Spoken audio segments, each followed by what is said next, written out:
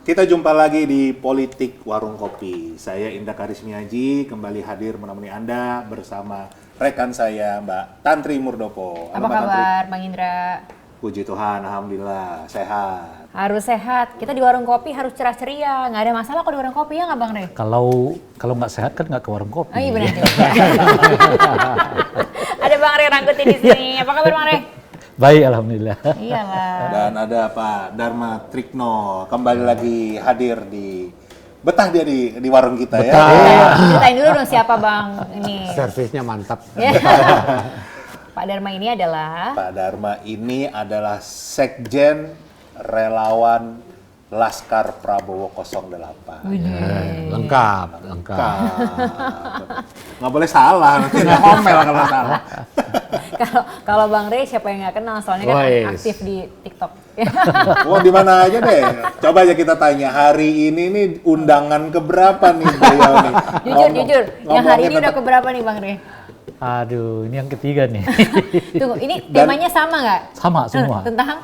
Pilkada, Jakarta khususnya ya. Kita ganti aja Pilkab kayak apa kayak gitu ya. Segitu seksinya ya daerah khususnya. Mungkin karena ada imbas pilpres kali ya. Nuansanya nuansa pilpres. Bang Re ini baru yang ketiga. Tapi masih ada lagi nanti. Ya. Dari berapa Bang hari ini? Dari 5. 5 dari yang ketiga. Itu belum termasuk ke radio. Radio ya. 7 katanya. Tadi katanya dari perjalanan juga sempat terima telepon terus. Iya, diterima telepon gitu ya. Jadi ya minggir dulu karena kan naik motor ya. Kalau sambil telepon naik motor ya kresek-kresek gitu. Jadi langsung aja deh kita tanya, sebenarnya ada apa sih dengan Pilkada Jakarta ini hebohnya seperti ini? Ya. Sehari aja ini coblosan itu kan November 27 ya? Ya. 27. Sekarang ini masih bulan Juni. Hebohnya udah kayak pilpres ya. Sehari Bang Re udah 7 kali nih kan gitu diundang. Ada apa sih Bang sebenarnya, ada apa nih? Saya kira ada setidaknya 3 ya faktornya. Okay. Faktor pertama tentu pesona Jakarta sebagai mantan ibu kota negara begitu ya, mantan gitu. Baru mau aku koreksi langsung, mantan ya. Iya mantan ibu kota negara itu belum hilang sepenuhnya. Oke. Gitu ya. Jadi itu pertama. Yang kedua tentu kita tahu setidaknya 2 calon presiden itu berangkat dari Jakarta. Satu Pak Jokowi, satunya juga Anies Baswedan kan. Nah daerah yang lain baru sekali, dalam ini Jawa Tengah. Baru kemarin kan sekali itu dari Jawa Tengah 1 gitu. Yang umumnya itu berangkat dari Jakarta. 2 kali nih Jakarta. 1 jadi, 1 gagal gitu. Tapi Jakarta udah menelurkan 2 kandidat presiden gitu ya. Nah yang ketiga adalah masih erat kaitannya dengan pilpres menurut saya. Karena waktunya juga sangat berdekatan kan antara pilpres dengan pilkada Jakarta ini gitu ya. Nah apanya yang berdekatan selain aspek waktu, tapi juga nuansa gitu. Nah sekarang terbaca kelihatan nuansa pilpres ini juga akan mengalir ke Jakarta ini gitu. Yaitu nuansa apakah mungkin simpelnya kita buat pro Jokowi dan anti Jokowi, kira-kira begitulah. Situasinya menjelang pilkada 2024 ini gitu. Di Jakarta tentu saja. Pro Jokowi dan anti Jokowi. Aduh, gitu. Kita ngopi aja deh kok. Jadi agak ngeri nih dengernya nih. Pro Jokowi sama anti Jokowi. Lah pada kan udah tinggal berapa Pesan bulan? kopi ya, pesan kopi biar makin seru nih. Kopi dulu ya. Kopi dulu. Kopinya dong ya. Nggak pakai manis Langsung kan? panas ya? Aku udah hafal nih, nggak Nggak pakai panas, jangan manis. Kalau pada Mak, Gula dikit. gula dikit, oke. Nah kan, Ya. di sini cepet. Kalau masih pakai gula itu namanya peminum kopi. Kalau tidak pakai gula sudah penikmat kopi. Ini baru nih. Baru ini. Saya tipe udah penikmat nih ya, tidak pakai gula. Terima kasih. Jadi Terima kasih. Jokowi dan anti Jokowi. Kenapa jadi dibagi 2 gitu ya? Kayak nama relawan aja. Terima kasih. Ini kopinya dari Kopi Presiden. Kopi presiden. Kopi Presiden. Sengaja ini. dipilih itu karena tadi Bang Re udah menyangkut-nyangkut soal pilpres. Pilpres tadi bilangnya, jadi kopinya harus kopi presiden. Ya. Jadi 2 kubu nih sekarang nih, Bang Re. Iya belum tentu. Saya mengatakan itu ada nuansa gitu. Nuansanya serasa sekarang antara pro Jokowi dan anti Jokowi gitu. Nah saya menyebut itu karena kita mendengar informasi yang cukup kuat ya bahwa Kaisang akan masuk ke Jakarta gitu. Kalau Kaisang masuk ke Jakarta, nuansa itu akan terbangun. Padahal mah pura-pura nggak tahu. Oh gitu, pura-pura nggak tahu dia. Saya mendasarkan argumen itu setidaknya pada 3 aspek ya, 3 dalil ya. Dalil pertama tentu putusan MA yang kemarin. Ya, putusan MA itu saya kira jelas bidikannya salah satunya adalah kepada Kaisang ya. Soal umur. Soal umur yang kemudian dihitung sejak dari sejak dari penetapan yang bersangkutan atau pelantikan yang bersangkutan sebagai pejabat negara gitu ya. Nah itu alasan pertama tuh. Alasan yang kedua adalah kenyataannya Pak Jokowi juga memberi Kaisang untuk menjawab apa yang menjadi pertanyaan orang selama ini. Karena kan sebelumnya kan ada informasi kalau Pak Zulhas mengatakan Kaisang nggak diperbolehkan oleh Pak Jokowi maju di Jakarta gitu ya. Lalu dibantah sendiri oleh Kaisang kan. Tiba-tiba ditanya Presiden Jokowi dan Presiden mengatakan tanya aja Kaisang gitu. Nah kalau ditanya Kaisang artinya Kaisang membantah pernyataannya Zulhas kan. Artinya ya itu tanda yang bersangkutan untuk maju gitu. Nah faktor ketiga adalah kuatnya tarikan kepada RK untuk masuk ke Jakarta. Nah kalau sepanjang yang kita lihat RK ini belum memiliki sikap yang tegas. Apakah mau ke Jakarta atau tidak. Padahal kalau sebetulnya RK mau ke Jakarta itu, mau tidak mau dia harus terjun dari sekarang. Sebab lawannya dia ini kuat sekali. Namanya adalah Anies Baswedan kan. Yang tingkat elektabilitasnya konon ya, menurut informasi yang didengar sana sini, sudah mencapai di atas 30%. Sementara RK setengahnya aja belum gitu lagi kira-kira. 12 ya. 12 sekian persen. Kalau Artinya di apa?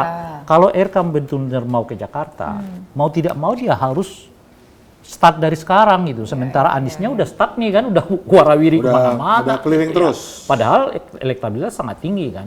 Popularitas nggak usah lagi kita tanyakan dong ya kan. Warga Jakarta umumnya kenal lah dengan Anies Baswedan gitu. Nah dengan diamnya RK menunjukkan kepada saya dia masih gamang. Apakah akan tetap mau ke Jakarta atau mau Jakarta tetap di Jawa Barat. Nah cuman tarikan RK ke Jakarta ini kuat dari koalisi Kim ya. Koalisi Indonesia Maju ini gitu. Sebab setelah kita lihat ya satu-satu, ya memang Kim ini nggak punya figur. Apalagi kalau kemudian katakanlah misalnya wakil gubernurnya itu sudah di tangannya Kaisang.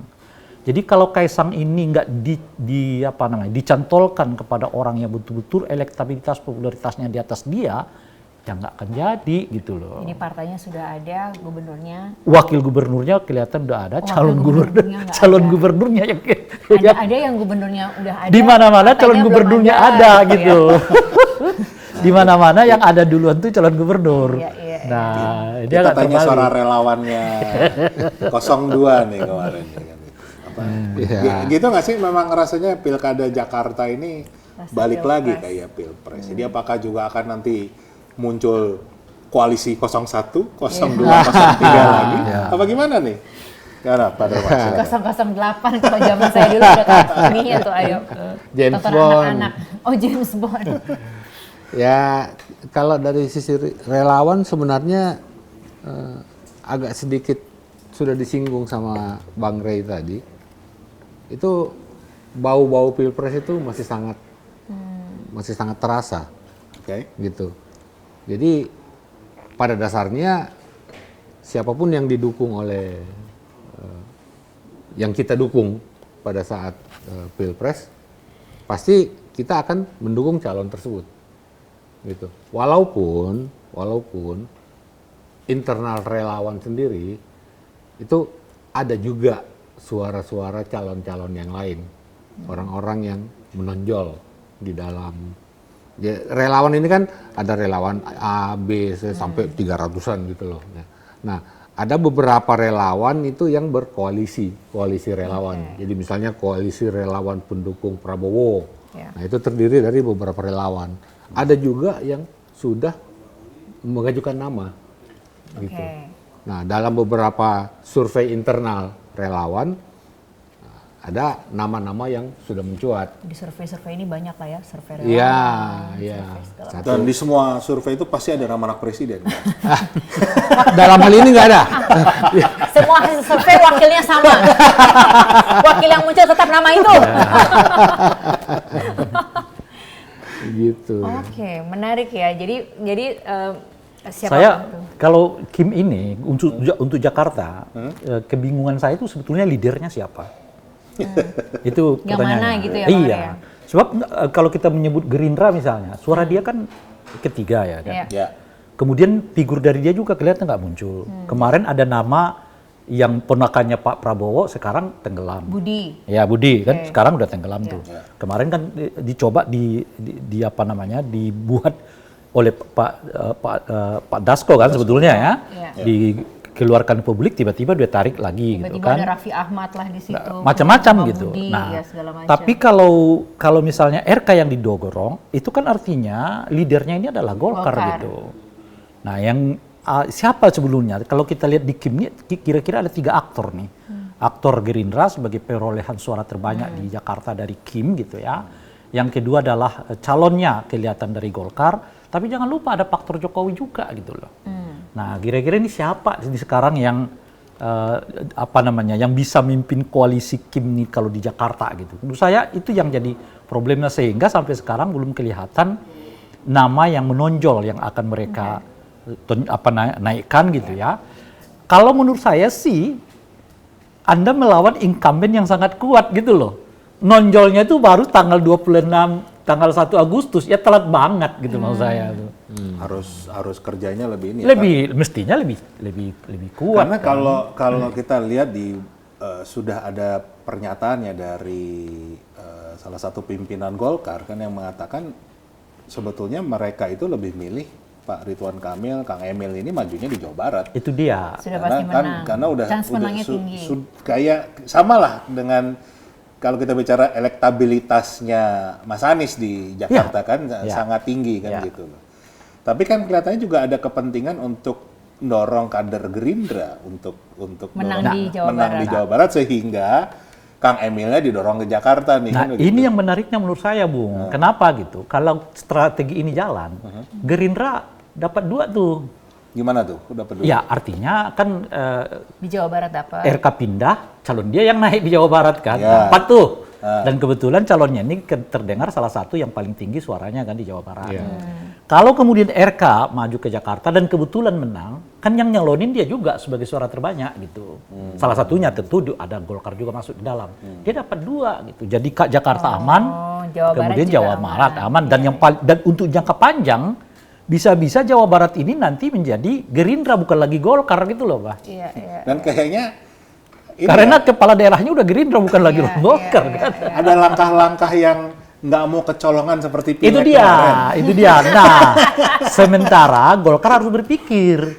Karena kan dia lihat nih RK kalau di Jakarta head to head dengan Anies gitu. Anies siapapun calon wakilnya kelihatan tetap lebih unggul kan, kelihatan satu gitu. Apalagi kalau kemudian RK dipasangkan dengan Kaisang gitu.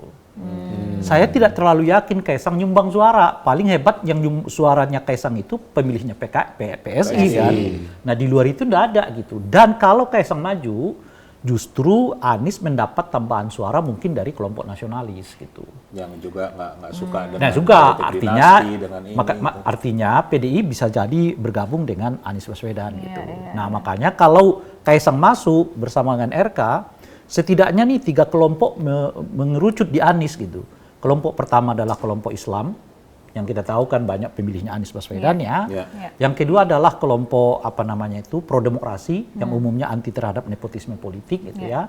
Dan yang ketiga adalah kelompok nasionalis yang mungkin dipimpin oleh PDI Perjuangan. Pertanyaannya, RK dapat basis massa dari mana lagi gitu loh kira-kira tuh. Karena semuanya tersedot ke sana. Udah hampir ke sana tuh. Ya. Gitu kira-kira. Nah di situ mungkin banyak bacaan saya sih mengapa RK masih baca-baca ya kan. Yang kedua juga Golkar belum sepenuhnya ikhlas gitu ya dorong RK masuk ke Jakarta gitu. Sebab ngapain kita lepas burung yang kita mau nangkap burung sementara burung yang di tangan dilepaskan gitu loh kira-kira.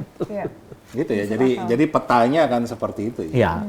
Tapi andai kata begini, kita berpikir untuk rakyat Jakarta nih, Bang. Kalau Mas Anies maju, benar maju sebagai dapat tiket lah calon gubernur. Kang Emil juga maju sebagai calon gubernur. Dua-duanya ini kan juga punya niat untuk maju sebagai calon presiden 2029. Itu apakah rakyat Jakarta betul-betul akan dilayani penuh dengan mereka berdua ini? Atau paling maksimal 3 tahun, 2 tahunnya udah sibuk menyiapkan diri untuk pilpres? Gitu. Itu kita harus melihat dari kacamata. Makanya minta pandangan Bang Rey sebagai pengamat, nanti Pak Dharma juga sebagai ini. Ini nggak buat rakyat Jakarta sendiri apa memang harus jadi tempat batu loncatan gitu? Atau malah rakyat Jakarta butuh figur lain aja deh yang betul-betul fokus ngurusin Jakarta misalnya gitu? Kalau saya sih melihatnya, Bung ya, calon presiden ke depan itu mulai trennya dari kepala-kepala daerah yang berprestasi. Oke. Ya, awalnya memang dimulai Jakarta, Ya. tapi kan kemarin sudah ada Jawa Tengah kan. Ya. Gitu. Nah, boleh jadi untuk 2029 karena figur Jakarta wibawa Jakarta sebagai ibu kota yang memang sudah mantan mulai sedikit demi sedikit pindah ke IKN. Jadi Jakarta tidak lagi seperti apa yang kita bayangkan 2019-2024 yang lalu gitu. Seperti magnet yang kuat bagi seseorang untuk naik karir sebagai calon presiden gitu. Nah, itu dengan sendirinya mungkin seiring dengan menurunnya wibawa Jakarta sebagai batu loncatan Pilpres gitu, itu akan ditangkap oleh setidaknya 2 kota di Indonesia menurut saya yang berdasarkan penduduk terbanyak. Satu Jawa Barat dan yang lainnya adalah Jawa Timur gitu. Dan oleh karena itu mungkin 2029 justru gubernur yang dilirik orang untuk calon presiden itu adalah yang datang dari Jawa Barat atau datang dari Jawa Timur gitu. Itu menurut saya yang membuat salah satunya RK berpikir panjang untuk Jakarta, untuk Jakarta gitu. Sebab setelah Jakarta mulai perlahan kehilangan pengaruhnya sebagai ibu kota negara karena pindah ke IKN gitu, ini otomatis pengaruh politik itu juga akan pindah gitu loh. Nah, yang pindah kemana? Yang paling logik itu ya kepada daerah di mana penduduknya sangat banyak. Dan itu ada di Jawa Barat dan Jawa Timur gitu. Nah, dua daerah inilah ingat dulu ya, di Pilpres kemarin aja misalnya 2 daerah ini penentu. Iya kan? Betul. Ya, bagaimana Khofifah betul-betul dirayu tanda kutip ya untuk masuk ke kelompok ini, masuk kelompok ini dan seterusnya gitu. Nah, oleh karena itu magnet Jakarta menurut bacaan saya tidak sepenuhnya lagi itu. Yang kedua, justru karena itulah kemudian siapapun gubernurnya baik itu di Jakarta, Jawa Tengah, Jawa Timur, kalau mau naik kelas gitu ya untuk jadi calon presiden, mau tidak mau harus melayani publik mereka di Jakarta supaya itu jadi basis mereka untuk dicuatkan namanya sebagai calon presiden gitu. Cuman ada cumannya, Pak. Ini semua terjadi kalau tidak disalib, dipotong oleh dinasti politik. Kalau dinasti politik di tengah-tengahnya selesai itu barang. Gitu. Asian value, Bang. Asian value tuh ini ngopi-ngopi di warung Asian value. Tapi itu kalau dinasti politik selesai ya. Jangankan karir ya, usia pun bisa kita potong kok ya. Tapi itu menarik juga sih, karena Bang Ari kan juga tadi sempat bilang bahwa ini kita kalau ngomonginnya kok Jakarta terus ya. Padahal kan pilkada ini kan ada Jawa Barat, Jawa Timur. 500 sekian. Nah, gitu kan.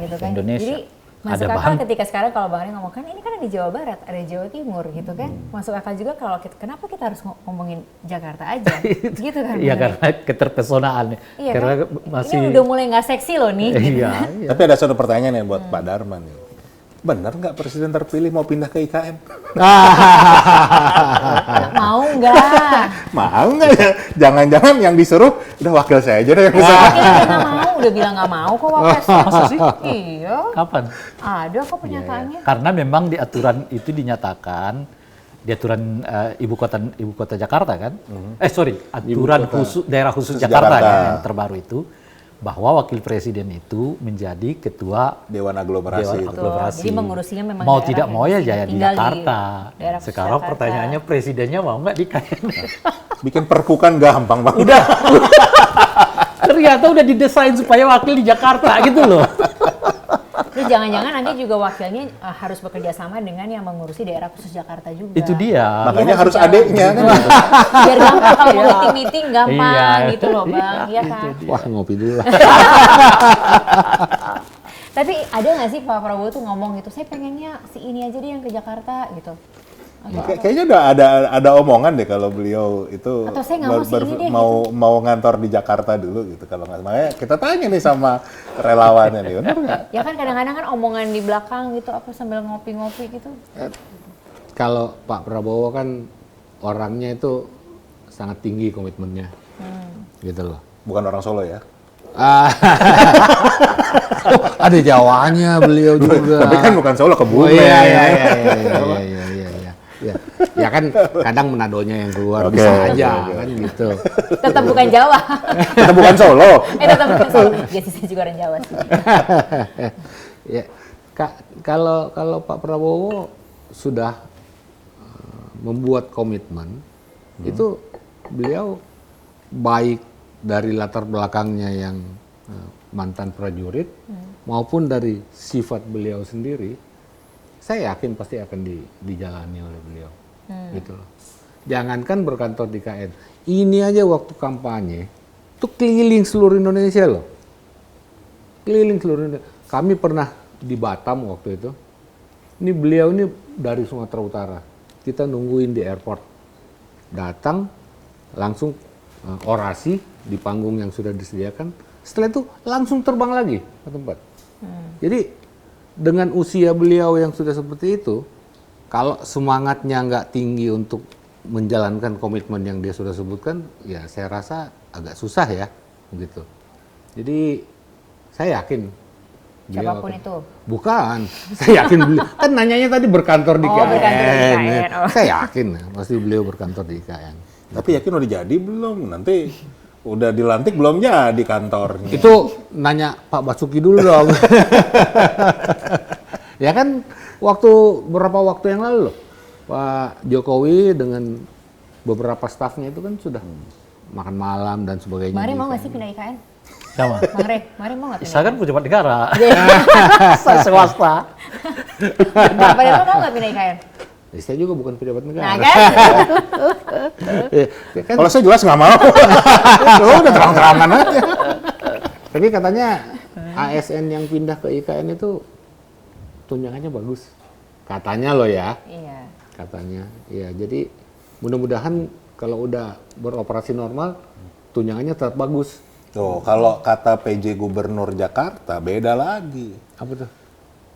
ASN yang nakal saya pindahkan IKN. Berarti ke IKN tuh hukuman. Wah, itu slip of tongue kayaknya tuh.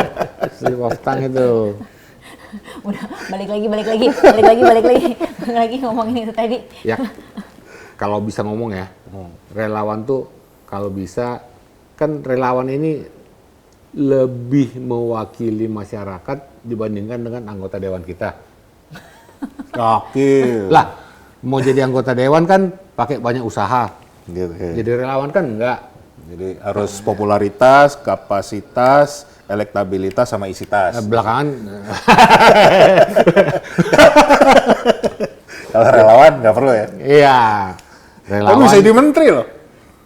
Jangan-jangan Pak Dharma udah ditawarin jadi menteri apa gitu. Relawan kan yang jadi menteri itu kan cuma satu dari sekian. Ada bedanya tuh. Gimana? Kalau DPR itu datang dengan isi tas, kalau relawan itu pulang dengan isi tas. Amin. Wah, Amin. Enak jadi relawan dong ya. belum pernah ditraktir sama Pak Dharma. Kita minta makasih ya Bang Rey masukannya. Belum pernah ditraktir saya soalnya sama relawan. Tapi relawan tuh dari namanya aja itu kan ada kata rela, ya kan. Jadi dapat nggak dapat ya harus rela, ya kan. Yakin. Iya. Walaupun, nah kan belum selesai. Panjang nih ini.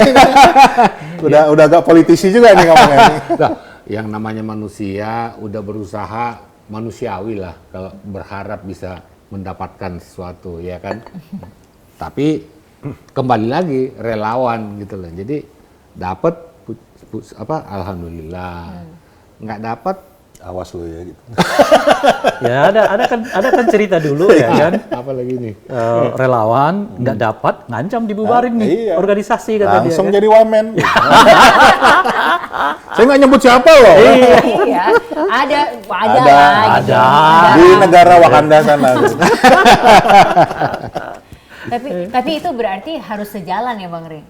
Pusat, daerah, semuanya gitu ya. Kalau enggak Dan- kan kita pindah negara aja bahkan enggak gitu. Yang mana ini? Enggak, kalau ada pemerintahan ya harus sejalan dong berarti pusat, daerah.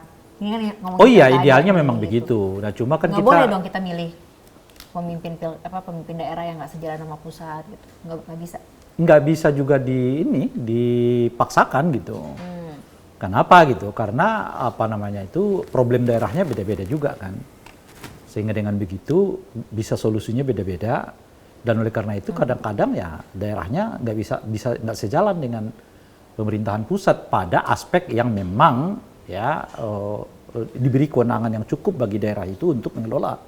Kan desentralisasi kita kan cuma ada 5 paket kan yang sepenuhnya ditangani oleh daerah kan, tanpa harus melibatkan tingkat nasional gitu. Iya. Nah, pada 5 paket yang diberi kewenangan untuk kelola sendiri itu ya mereka bisa saja tidak harus sesuai dan sejalan dengan pemerintahan pusat gitu ya. Nah, yang masalah kita itu karena pemerintah pusat sekarang memiliki menurut saya ya, cara berpikir sentralisme gitu loh. Nah, itu misalnya terlihat dari undang-undang Omnibus Law kan. Undang-undang Omnibus Law itu ya menarik banyak sekali kewenangan daerah untuk dipusatkan di tingkat nasional. Pada tingkat tertentu itu agak bertentangan sebetulnya dengan spirit desentralisasi yang kita bentuk sejak tahun 9000 sejak era reformasi ini gitu. Misalnya soal perizinan ya ditarik lagi ke pusat ya itu. Semuanya ke pusat, padahal kan udah diberi kewenangan daerah pada tingkat tertentu untuk mengelola sendiri sumber daya alamnya kan gitu. Yang harusnya sebetulnya setiap daerah bisa berkembang dengan kemampuan dan Iya, maka daerah-daerah yang banyak tambang misalnya mestinya sudah lebih hebat dong dari daerah-daerah katakanlah yang misalnya yang kebetulan sumber daya alamnya nggak begitu tinggi kan gitu.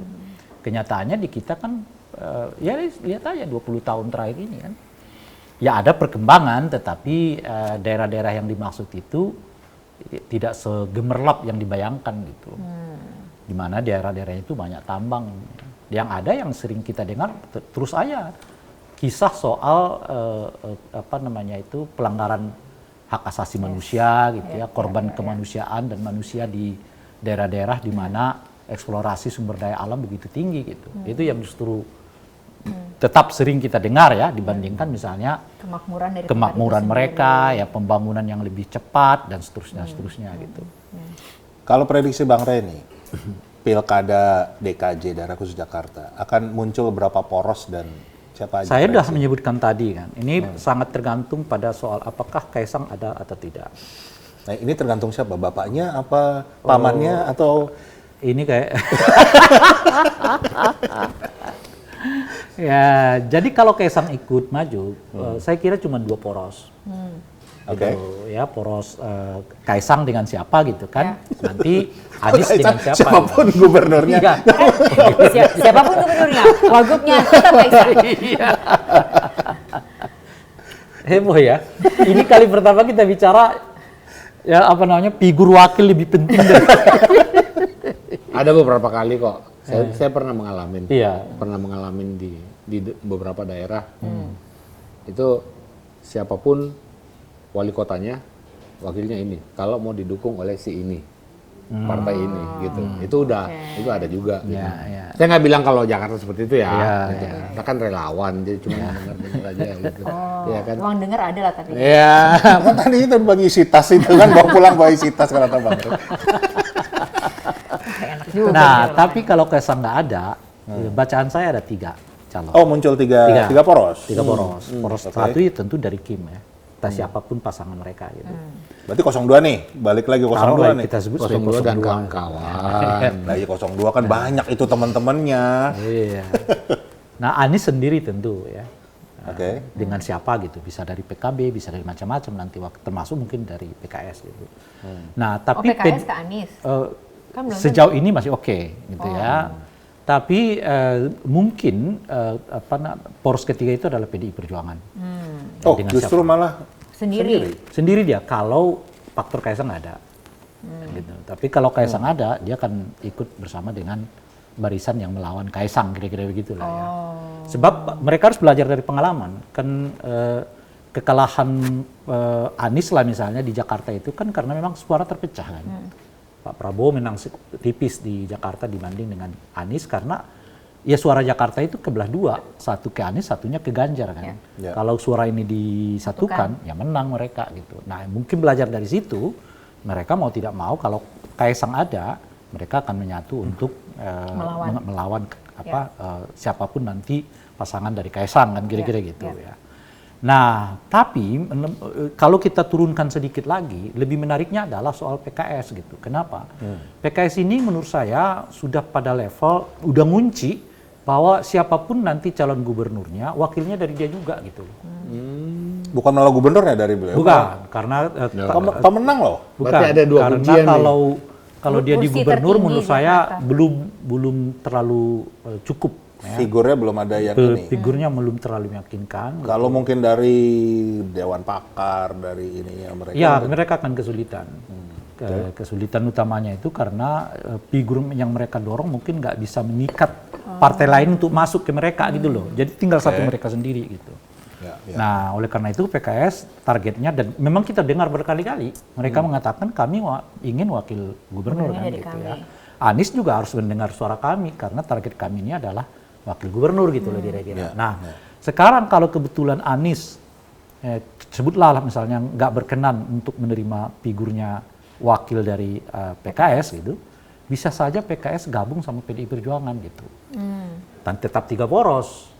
Terus Gitu. poros satunya lagi? Ya itu tadi PDI Perjuangan PKS kan. Anies Baswedan ya itu kan ada PKB, Karena sudah cukup Nasdem, kursinya itu ya. lebih cukup ya. PDIP dengan PKS sudah cukup. Oh lebih dari cukup, Karena itu mereka kan nomor dua 1, nomor besar, 2 iya. kan ya. Nah menariknya kembali ke persoalan, lalu kalau PKS dengan PDI menyatu, siapa yang akan mereka dorong? Nah ini partai, ini kekuatan mereka bukan pada figur. Kekuatan mereka itu pada soliditas pemilih mereka masing-masing. Militan ya, dua-duanya Militan, pendukungnya. dua-duanya, ya. Tapi yang satunya spektrumnya kiri, satunya spektrumnya kanan tuh, Bang. Jadi Ya, tengah. dengan pengandaian tentu mereka berada dalam satu barisan yang sama-sama menolak Jokowi gitu loh. Dan boleh jadi ini ikatan yang mencerminkan koalisi mereka di tingkat nasional. Kira-kira. Kalau itu terjadi, Tapi dengan ada prasyaratnya. Prasyaratnya itu adalah PKS nggak mendapat jatah wakil di Anies Baswedan gitu. Nah, kalau PKS dapat jatah wakil, dia akan di sini nggak akan bergabung dengan PDI Perjuangan. Nah, PDI nanti akan mencari mitra sendiri kan untuk mencari wakil yang tepat bagi mereka gitu ya. Dan tentu pertanyaannya apakah PDIP punya figur? Kalau mereka sih stoknya banyak gitu ya, nggak usah kita ragukan kan. Dari nama Ahok ya, ada Ibu Risma, ada Pak Basuki, Menteri PUPR ya, yang kita dengar-dengar sedang dicoba Coba juga untuk gitu didorong, ya. Dan ada juga Pak Azwar Anas ya, mantan Bupati Banyuwangi gitu ya. Dan Pak Hendi juga bisa. iya, jadi mereka punya banyak figur yang tanda kutip stoknya banyak lah kalau mereka ya. Tinggal didorong aja maju ke depan tuh akan kelihatan gitu. Nah, itu ininya bacaan saya semacam petanya gitu. Nah, asal Kaisang enggak masuk, tapi kalau Kaisang masuk ya tinggal dua. Cuma dua. Dua. Nah, yang menarik ini kan perkembangan terakhir ini katanya karena Presiden PKS mulai dikontak-kontak nih oleh Kim gitu ya kan. Apakah berkenan kira-kira masuk bersama koalisi. Nah, saya melihat itu dari 2 hal. Hal pertama adalah bisa saja itu untuk mengganggu konsentrasi PKS ya. Dalam konteks full mendukung Anies Baswedan gitu. Yang pada ujungnya nanti ya mereka nggak akan dapat kursi itu gitu ya. Nah, itu mungkin target pertamanya gitu. Tapi target keduanya, lagi-lagi menjelaskan kepada kita, memang ada persoalan pada siapa figur di kalangan Kim ini gitu. Sehingga mereka butuh satu partai yang betul-betul solid. Jadi siapapun nanti mereka dorong figurnya, ada partai yang solid untuk mendukungnya gitu. Nah, itu mencerminkan situasi di Kim ini, minus figur gitu loh. Nah, carilah partai yang solid untuk masuk ke dalam struktur mereka. Sehingga siapapun nanti, jadi artinya kekuatan ini bukan lagi kekuatan pada figur, tapi kekuatan pada soliditas para partainya yang ada di dalam gitu. Nah, tapi menurut saya sih PKS akan jawab mungkin dengan 2 jawaban. Jawaban pertama, saya minta wakil gubernur. Lagi-lagi Gitu ya kan. bargainingnya mereka. Iya dong. Ya. Atau yang kedua bukan wakil gubernur, tapi saya minta 2 kursi anggota kabinet. 2 kursi menteri ya. Iya, 2 kursi menteri. Mintanya sama? Sama koalisi Kim lah. Gitu kira-kira tuh. Langsung berkurang lagi ya dengan dia. Iya. Jatahnya Saya dia masih- berkurang, Bang. Iya, kurang dong. Saya masih berpikir yang waktu bicara dengan PDI Perjuangan, makanya agak ini. Oke. Bang, itu Pak Anies nggak turun level tuh habis Oh di sini kita udah bicarakan kemarin. Oh sudah ya? Oh. Kita bicara ini sudah agak teknis gitu. Yang prinsip-prinsip kemarin saya udah sampaikan juga di sini. Sudah saya kritik bahwa saya secara pribadi itu meminta Anies nggak lagi maju sebagai calon gubernur. Atau gini, mungkin ada pemirsa yang pertanyaannya sama kayak Pak Dharma, nonton episode-episode sebelumnya. Episode bersama Bang Rey. Tapi gini Bang, andai kata tadi ya, PKS bisa ditarik oleh Kim, ya kan, menjadi bagian dari pemerintahan. Kan kayaknya akhirnya cuma PDIP sendiri nih, dan nggak bisa ngusung Anies Baswedan. Ya kalau PKS ditarik, PDI gabung sama Anies. Nah, ya, tapi nggak cukup Bang. Enggak cukup. Kalau Kan ada PKB, ada Nasdem di situ. kalau PKS masuk jadi bagian pemerintah, apa iya mau PKB dan Nasdem jadi oposisi? Artinya PKB kan kemungkinan nggak masuk karena udah kursinya udah diambil PKS. Oke. Jadi nambah Nasdem, jumlah nambah menteri itu bukan untuk Iya, Nasdem juga nambah menteri itu untuk Kimnya aja nggak cukup. relawan aja belum tentu dapat. Itu dia. Makanya langsung pusing dia. Apa? Gitu. Malah Jatah gue buat PKS. nggak mikir sampai ke situ lah. Tapi dari semua skenario itu menurut Bang Rey, feeling Bang Rey yang mana? Dari semua skenario. Maksudnya mana? Dari semua skenario yang disebutkan Bang Rey tadi. Apakah jadi dua yang poros? jalan yang mana kira-kira? Saya kira dua poros ini. Karena saya sudah menyebut tadi itu bacaan saya sangat besar kemungkinan Kaisang didorong maju Jakarta. Karena 3 alasan yang saya bilang tadi. Alasan pertama, aturannya udah diubah nih. Iya. Udah diubah. Buat apa diubah? Iya kan. Ya, Apakah buat anak yang lain ngapain gitu ya?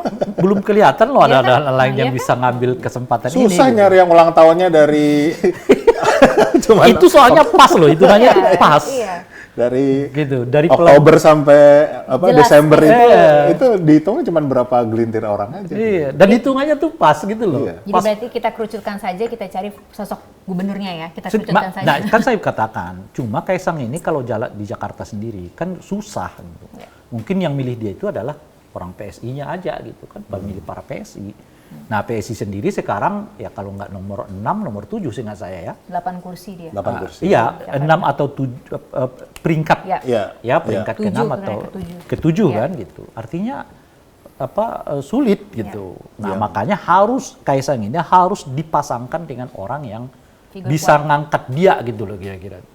Nah, itu ada pada Ridwan Kamil. Karena di dalam internal koalisi sendiri nggak ada juga yang lebih populer dibandingkan Kaisang juga gitu loh kira-kira tuh kan. Kalau untuk gubernur kan. Kalau di dalam Kim sendiri siapa yang lebih populer dibandingkan dengan Kaisang? Nggak ada juga gitu.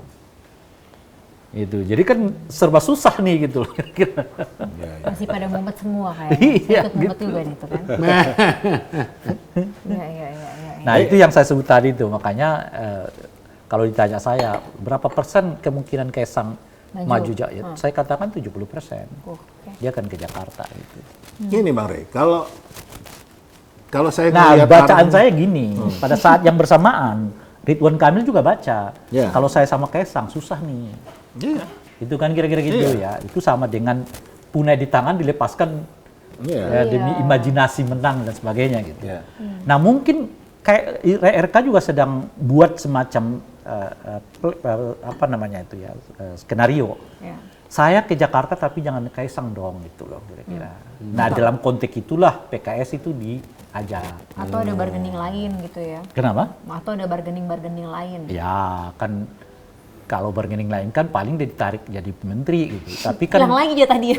Makin hilang dong. bukan maksud saya kalau kan kira-kira kalau kau kalah kau nanti jadi menteri gitu. Tapi kan gubernur itu tetap lebih bergengsi Jakarta loh ya dibanding gubernur. Iya. Nggak ada gubernur calon presiden. Tapi nggak ada menteri calon presiden. Tapi gubernur Menhan? Hah? Menhan? Karena dia ketua partai bukan karena dia Menhan. Jangan lupa. Dan ceritanya itu terbalik. Itu calon presiden yang jadi Menhan. Oh, dia Bukan merendahkan Menhan yang jadi calon presiden gitu loh. Iya.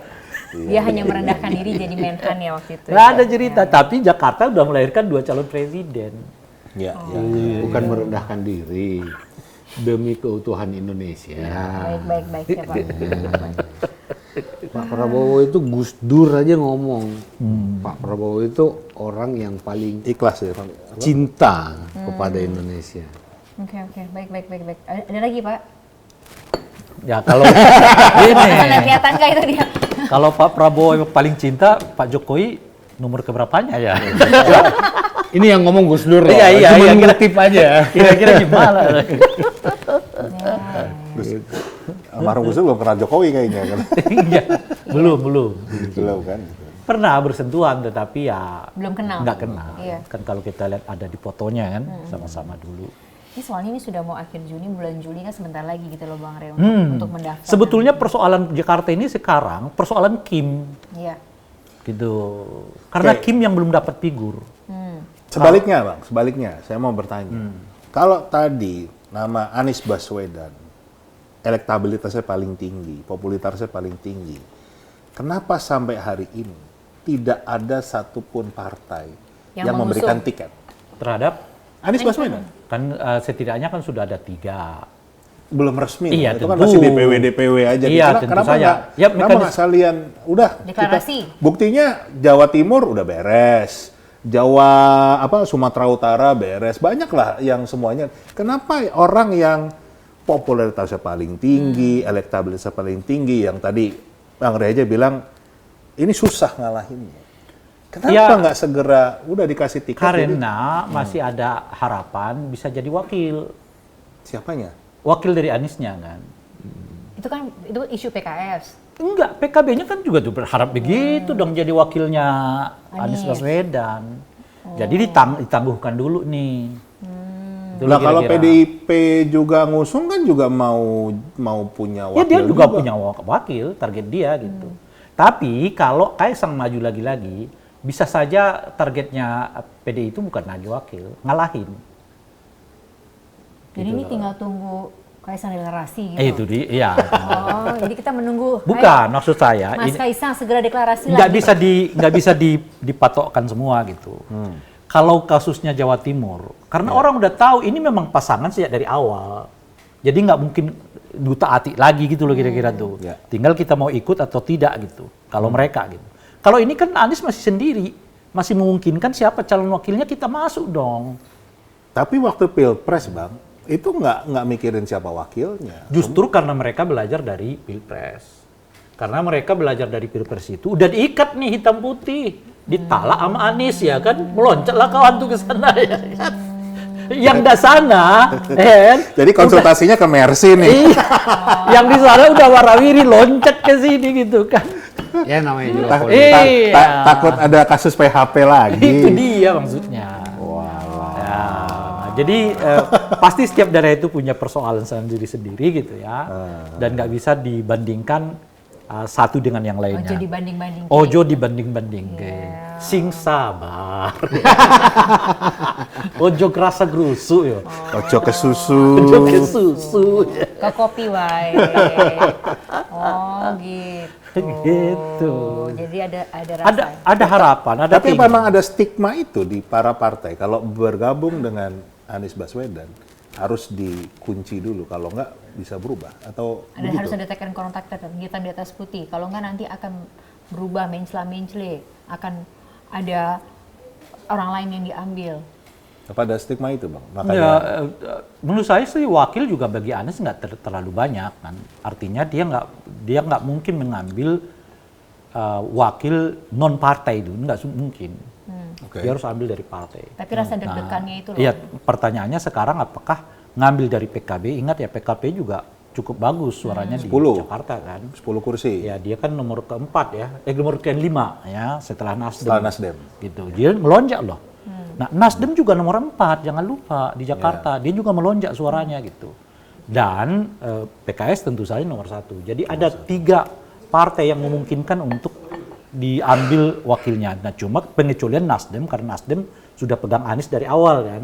Artinya mereka langsung menuju kepada calon gubernurnya bukan wakil gubernurnya. Jadi tinggal 2 partai nih, PKB Belum dengan deklarasi juga sih. ya meskipun belum, tapi kan kita pakai asumsi Nasdemnya udah ambil calon gubernurnya kan kira-kira gitu. Nah tinggal dua partai nih sekarang, PKB dengan PKS gitu. Dan keduanya tentu tidak mau dulu kalau tidak ada kejelasan apakah saya yang diambil atau orang lain yang akan diambil. Nanti kecewa lagi kan kalau buru-buru. Karena masih memungkinkan misalnya seperti yang disebutkan tadi, PKS nggak ngambil, Anies nggak ngambil PKS, PKS bisa pindah ke sana. Selama yang di sana lebih menggiurkan kan. Misalnya tidak dapat menteri, tidak dapat wakil, ya dapat menteri lah. Nah, ya tentu dia akan pindah gitu. Ngapain kita ikat dengan Aniesnya gitu. Jadi masih banyak alternatif dan peluang-peluang meskipun yang terbaca sekarang ini adalah Anies gitu. Yang akan dicalonkan sebagai calon gubernur gitu. Oh iya, itu yang juga menyatakan secara pribadi maju kan memang iya baru Mas Anies. Mas Anies gitu. Apa, ini ya. Itu. Iyalah. Peluang menangnya sendiri gimana Bang? Ya tentu kita tidak tahu ya. Cuma kan seperti yang disebutkan tadi itu kalau dibaca beberapa survei ya dia masih tertinggi dibandingkan nama-nama yang lain gitu. Nah kalau itu kita baca, tapi apakah situasi itu akan mencerminkan hasil akhir ya kita nggak tahu. Karena bisa ada nama lain yang masuk pun Iya, bisa dinamis ya. segala hal bisa terjadi di waktu kampanye nanti gitu loh. Waktu kampanye itu kan pengaruh TikTok ya, pengaruh bansos juga main semua gitu loh kira-kira. Ya itu Bang, Mas Anies tuh nggak ada isi tasnya, nggak ada isi tasnya. Ya, gimana ngelawan yang isi tasnya bahkan itu tebal-tebal. dia makanya bisa berubah semua itu kan. Jadi kalau secara elektabilitas sekarang Anies memang figur yang paling kuat gitu ya. Tapi ini bisa berubah semua karena faktor utamanya itu bukan hanya sekedar kesukaan gitu ya. Tetapi juga itu tadi ya ada faktor-faktor lain yang membuat orang memilih kandidat tertentu. Ya merasa diperhatikan, tanda kutip ya diperhatikan itu apa itu ya. Dan sebagainya gitu. Tiba-tiba misalnya di tengah jalan partai pendukung Anies meninggalin dia, bisa aja. Gantian gitu. Bisa sangat terjadi. Ini sekedar Kalau kemarin yang PHP sekarang di PHP-in gitu. pokoknya sebelum jangan lupa loh di pilkada ketika pendaftaran udah masuk ke KPU belum disahkan oleh KPU dukungan masih bisa ditarik. Jadi sebelum janur kuning terpasang tuh. Itu Sekarang udah lewat itu. Sekarang Iya. sebelum bendera kuning berkibar. iya, di beberapa tempat terjadi itu di tengah jalan mereka udah di KPU ditarik sama mereka dukungan. Bisa begitu. Nah seterusnya. Emang udah paling bener kita ngopi-ngopi aja lah Bang. Pak Dharma, kalau saya tanya pendapat Pak Dharma, andai kata yang prediksi Bang Rey tadi, ada dua poros. Satu, Mas Anies lawan jagoannya Kim, siapapun itu. Mana yang menurut, ini berusaha objektif ya, jangan jadi sebagai relawan ya. Mana yang sebetulnya sebagai warga Jakarta itu yang lebih bermanfaat buat warga Jakarta? Ayo, bikin objektif mungkin. Iya itu tadi. Saya kan pernah mempertanyakan, ya, ada nggak semacam mekanisme untuk masyarakat atau relawan lah, gitu, menilai program-program ini cocok nggak dengan kita? Kalau nanti ada calon yang mau mengajukan, ya kan? Karena kan walaupun katanya tadi ada dua poros. Kan nanti masing-masing akan memaparkan visi misinya tuh, Ya. iya kan? Nah, jadi kalau apalagi untuk calon incumbent, menurut saya sebagai relawan ataupun secara pribadi, kita harus punya sistem check and Kontrol. recheck. Oke. Ya. Kontrol mungkin enggak ya. Ya relawan apalah ya kan. Tapi maksud saya check and recheck lalu kan menyuarakan. Apalagi kalau incumbent, ya kan? Kalau yang baru kan kita belum tahu. Tapi kalau incumbent, bos, dulu janjinya kampanye ini. Yang kejadian cuman sekian. Ntar lu kalau dipilih lagi gimana dong? Iya kan? Gitu. Nah, bagi kami tentu akan ada selalu arahan-arahan dari ketua-ketua kita, ya kan begitu. Tapi relawan itu yang paling susah diatur loh, paling susah diatur. Serius. Ini sempat-sempatnya curcol. Loh, enggak, bukan. Justru maksud saya, kalau kita anggota partai, ya harus nurut dong apa kata pimpinan. Tegak lurus Gitu. Relawan kalau dia merasa nggak cocok dia ada ngomong, yang nggak mau tegak lurus. Ada yang pindah. tapi itu udah pejabatan loh. Ada yang pindah. politik di Indonesia ini kan nggak ada yang masuk teori politik dari manapun masuk ke Indonesia ini nggak ada yang cocok. Ada udah nggak tegak lurus, menyatakan keluar dari partai pun nggak mau dia, ya kan? Ada juga yang Oh iya. KTA-nya masih yang dulu. oke terus. Ya, tapi intinya begitu. Kalau relawan itu, kalau dia rasa nggak cocok, dia ngomong nggak didengerin, pasti pindah. Karena nggak ada ikatan kan. Lah iya, entah bikin relawan baru atau join di tempat yang lain yang cocok dengan minimal visi misinya lah, iya kan? Orang kita datang itu cuma dapat makan sama minum aja kalau ada acara, iya kan? Gitu. Jadi tidak ada sesuatu yang patut Mengikat. diperjuangkan mati-matian kalau tidak cocok dengan pendapat kita. Saya mau tanya ini, sejauh ini siapa figur dari Kim nih Yang cocok. Buat Jakarta. buat Jakarta? Dari kacamata relawan maksudnya. Iya, yang terdengar oleh siapa? Belum disuruh juga ya? Belum disuruh. Selain Ridwan Kamil ya, kalau kita dengar. Nah, Siapa? itu kan juga hanya menurut saya hanya sebagian pejabat Gerindra, bukan Gerindra secara ini ya. Ini kacamata saya kan gitu. Ini kan berarti relawannya belum diperintahkan, dukung ini ya. Iya, Belum. Jadi ya kita kan relawan dari namanya aja kan udah jelas arahnya kemana. Kalau dari nama organ relawan kita, ya Berarti kan? belum rela untuk rela. Bukan. Kan dari tadi bicaranya Kim. Oke. Kalau kita bicara Gerindra kan jelas, tapi itu pun juga belum. Jadi bahkan Bang Rey ada survei internal antar relawan, namanya nggak ada dari yang disebutin sama Bang Rey tadi. Oh gitu ya? Iya. Yang unggul. Iya, unggul di survei internal. Iya, kan? iya. Iya. Kecuali Wagub tadi ya. Wagub belum disinggung. Kan udah kita putuskan tadi siapapun namanya wagubnya itu. Wagubnya Kira ini namanya. udah wajib kan, udah template. Enggak. Mohon maaf, jadi di survei itu nama Kaisang pun nggak muncul? Enggak. Kan itu bicara mengenai siapa gubernurnya. Iya. Enggak ini. Jadi ini survei di internal relawan Kim. soal siapa yang cocok jadi calon Gubernur. Ya. Dari sekian nama yang populer saat ini, ya tidak ada nama yang masuk. Enggak. Hatta Kaisang. Enggak. Tapi Mang Kaisang bukan calon gubernur, calon wakil gubernur. Iya, makanya saya lagi bilang cerita, tadi itu survei internal Kalau itu kan untuk udah dikunci bang. gubernur, ya. Udah dikunci wakil gubernurnya itu. Kalau itu nggak survei Nah itu nggak lagi. usah disurvei. Nggak perlu juga bang. Gitu. Iya.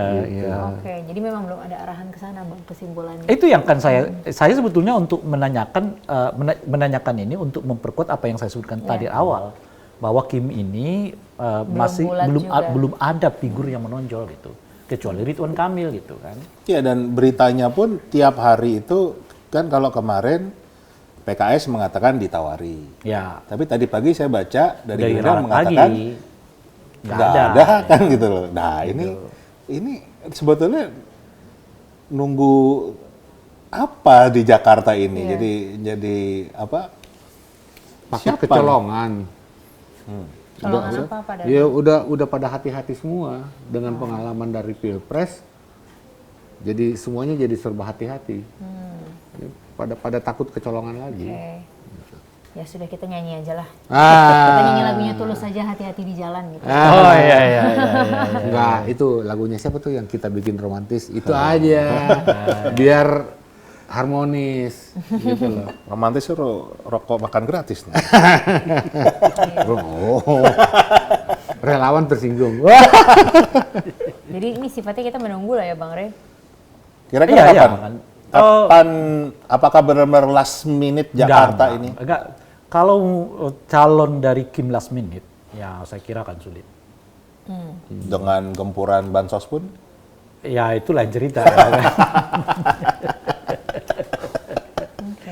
Akan sulit, dan oleh karena itu ya mereka harus sesegera mungkin untuk menetapkan siapa yang bisa mereka dorong sebagai calon gubernur mereka gitu dan wakil gubernurnya gitu. Sebab kalau enggak ya akan sulit tentu bersaing dengan figur Anies ya. Anies itu ya, kekuatannya ya pada Anies bukan pada partainya gitu. Dia hanya membutuhkan syarat dukungan dari partai tapi tidak elektabilitas gitu kira-kira. Nah sementara partai-partai Kim ini meskipun ada beberapa yang naik tapi secara umum kan di bawah nomor 5 kan mereka itu 5 besar kan kecuali Gerindra yang jadi 3 besar tapi Gerindra kan juga turun gitu. Nah oleh karena itu kalaupun mereka dapat figur mau tidak mau harus tetap ditopang oleh partai politik apalagi soliditas partai nggak ditopang oleh kinerja sang calon ya akan sulit habis gitu. ya? Iya akan sulit gitu. Jadi kunci figurnya siapa penentunya, Bang? Pak Prabowo kah? Nah, Pak Jokowi kah? Itu yang juga Atau? itu yang saya pertanyakan juga tadi. Yang misteri tadi Siapa itu. sebetulnya leadernya di Kim ini sekarang untuk Jakarta ya? Ayo, Gitu. kita tanya relawan siapa sebenarnya leadernya? Masih Relawan aja bingung, gimana kita? ya kita kan belum dapat arahan. Ya kan? Bukan, yang menentukan itu kalau di Kim itu leadernya itu siapa? Apakah memang Pak Prabowo yang kalau Pak Prabowo bilang ini semua ikut? Atau ada yang lain gitu? Dengan sifat Pak Prabowo saya kira dia pasti ingin mendapatkan masukan dari yang lain-lain gitu loh. Nggak akan gini gitu.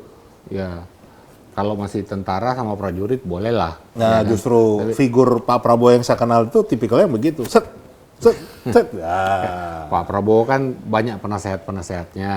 Jadi kan beliau sendiri mengatakan kok dulu bahwa beliau sudah berubah Sejak kenal orang Solo. Nah, itu yang saya bilang. Banyak belajar. Ya kan orang kalau mau berkembang kan harus mau belajar, iya kan?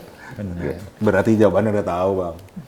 Dengan orang Solo penentunya, Bang. Ya udah gini aja deh. Nanti kalau udah ada pengumuman kita udah Bang Rey lagi ya. Kita lihat kira-kira jadi gimana nih hasil Iya, oposisi iya. atau apanya gitu ya Bang Rey Iya, ya. Kita iya. undang Bang Rey lagi ya. Siap. Wah ternyata bener nih Bang. Wagubnya yang ini gitu. Kita lihat. Ternyata sesuai ya dengan prediksi kita Kita ya. catat hari ini ya. Oke, makasih Bang Rey. Sama-sama. Makasih Pak Makasih Dharma. ya, Bang. Ya, kita jumpa lagi di Politik Warung Kopi dengan topik yang berbeda. Sampai jumpa. Kirain jumpa bulan Juli nanti. Wajib lah itu.